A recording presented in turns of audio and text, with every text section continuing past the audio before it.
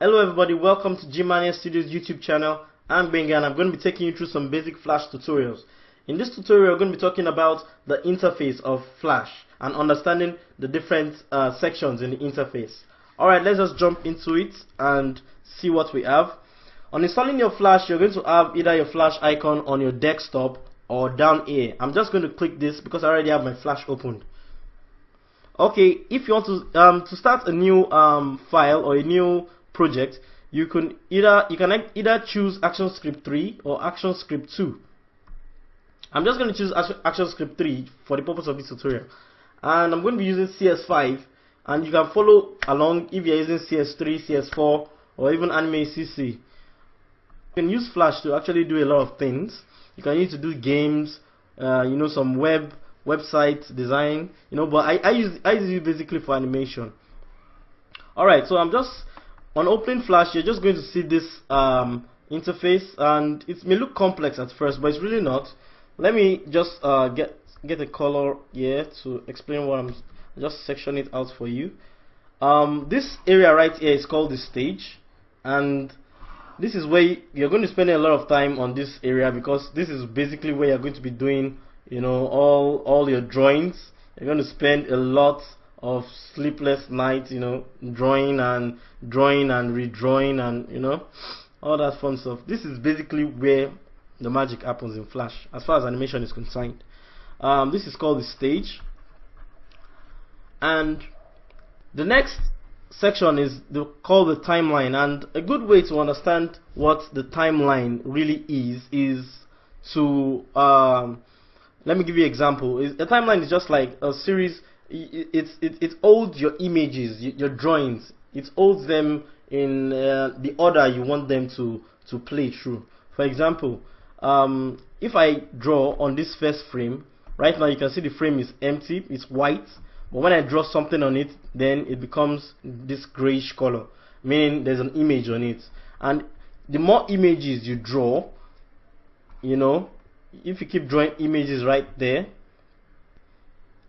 in the order you want it to appear, to give the illusion that something is moving or change is happening to a particular object. Just for example, I'm just going to give this quick example, and it looks like as if the ball is going across the screen and then turning into a triangle and sticking to the side of the screen. And that's just basically what animation is all about. I'm going to be going in deeper into what the timeline can do in another tutorial and a future time. But just for now, I think this is okay just for now. This is just an introduction to the interface.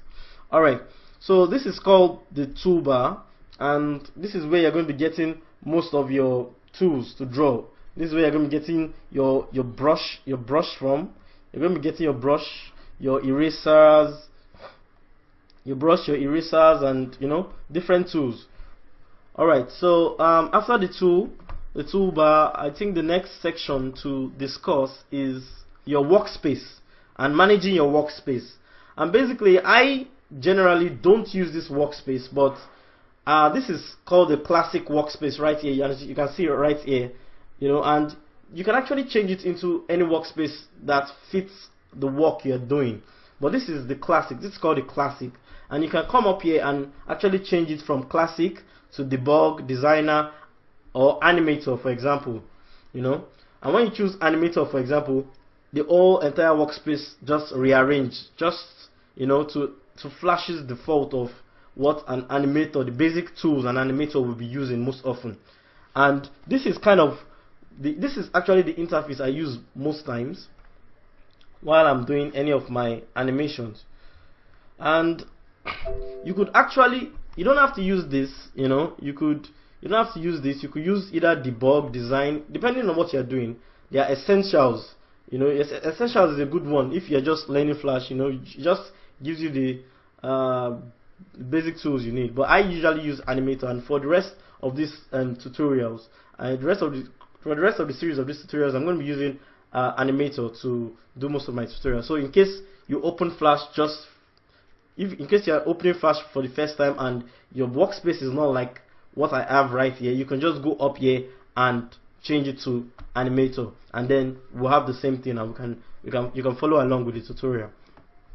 Alright, and in addition to that, in addition to the presets that that Adobe already has there, you could actually create your own workspace. For example, if I don't like this timeline up here, you can actually just go in and grab the timeline and drag it all the way to wherever you want it. Like for example, if you like it right here underneath the stage, you can just do that. And perhaps you don't like the toolbar right here, you could just go in, grab the toolbar, and bring it here, or you could even just let it float, or you could attach it, and just any way you like it basically. And if you're done doing this, let's just say for example, this is the way I want to use my workspace. This is the way I like working. I can save this workspace so that every time I open Flash, I could always come back to this exact same workspace. Alright, so to save this workspace, you're just going to, after arranging it the way you want, you go into new workspace, and then you insert your name. Let's just say test workspace. Alright, and you press OK, and automatically this turns into test workspace. And so no matter the interface you change, or maybe someone else uses it and then messes up your workspace, you can always come back and it will take you back to this exact same workspace. Alright, so another section, let me just go back to animator, because that's generally what I'm used to. Alright, the next section I'm going to be introducing to you is called the library, and the library can be located just right here. And the library is important in the sense that if you have a particular drawing that you're going to be using over and over again, it doesn't make sense for you to draw that particular object over and over again. You could just draw it up and save it somewhere so that you can always retrieve it when you need it. Alright, so just to make an example of what I'm saying, for example, if I'm going to be using this tree all over and over again, I could just draw the tree the first time. Let's give it a tree color like that, and perhaps this is the tree I'm going to be using over and over again. So I can just go ahead and convert this tree into a graphic symbol, and I'm going to be discussing more about this in later tutorials. But when you convert it into a graphic symbol or a movie clip, it automatically saves right here in the library, and you could just use it at any time you want to use it. And you can also name it. It's always good to name your library properly, so you keep things organized. When perhaps if you're not the only one working on a particular project and you need everybody to work efficiently, I think it's a good way to organize it's a good idea to organize your library so everyone can use the resources. Okay, so we've come to the end of this tutorial. Hope you're able to gain something new. If you found this video useful, don't forget to like and subscribe.